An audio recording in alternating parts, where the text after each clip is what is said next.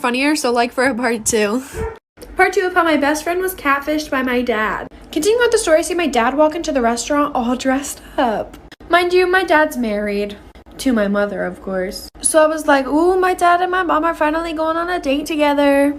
And then he looks over to my best friend and walks over to the table. When I tell you my heart dropped, my heart has never sank so deep inside me so fast. He sits down and asks her, is this Mackenzie? When I tell you I busted out laughing so freaking hard I fell out of my chair. And almost everybody in the restaurant turned around and looked at me, and so did my dad. And I walk over to the table and I'm like, what the heck is going on here? My best friend is literally just sitting there in shock, no emotion on her face. Then he looks at us, he looks really confused, his face goes blank, and then he goes, I was just trying to teach y'all girls a lesson. I told my mom and I was just getting a laugh out of it, and then she looked through his phone and said that he was meeting up with a bunch of 14-year-old girls. So comes to find out, my dad is a pedophile. My mom kicked him out, and if you're one of those girls, I really do apologize.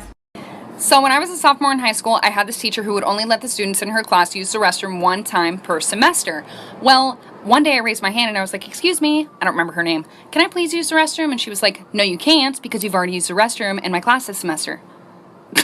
Well, excuse me, you can't dictate my bladder. So I'm like all frustrated, and I started secretly texting my mom because I wasn't allowed to use my phone in class. And I was like, Mom, I'm sitting in class right now. My teacher won't let me use the restroom. And she was like, I'll take care of it for you. And I was like, okay.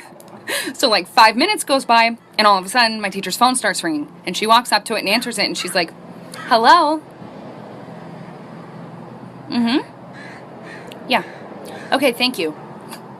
And then she walks up to me like so angry, and she like slams the pass on my desk, and she was like, since you have to go that bad. And I was like, yeah, I really do, thanks. And I got up and left. I didn't even have to go to the bathroom. It was just the principle of it. I just roamed the halls.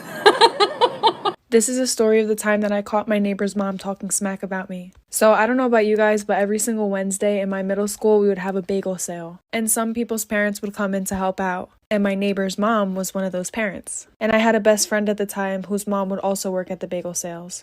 But this best friend of mine, her mom never let us hang out with each other because she felt that I was a bad influence on her.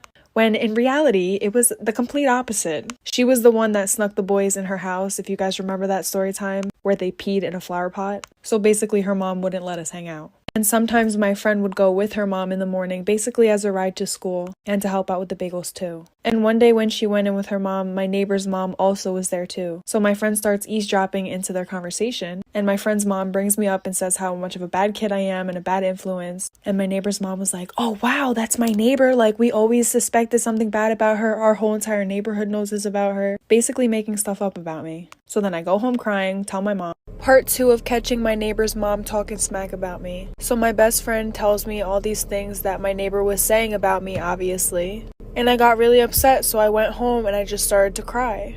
Because for some reason I felt like when I was younger, every one of my friends' parents hated me. And I never really knew why.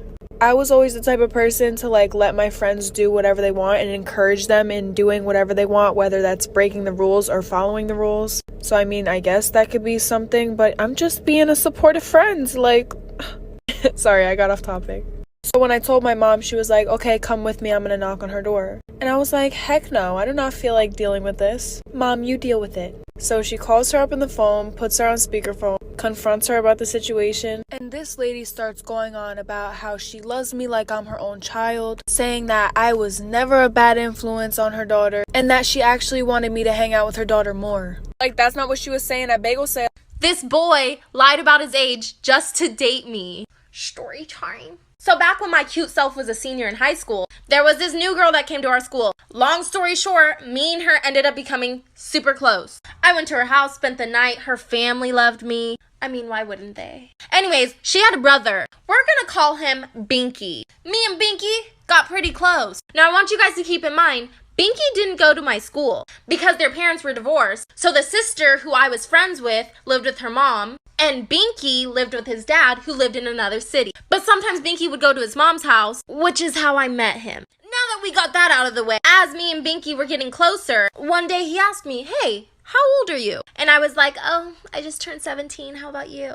He told me, oh, I'm 17 too, but my 18th birthday is coming up. After a while, me and him eventually started dating. Then one day, I ran into his cousin who happened to go to my school. The rest of this story is crazy. This boy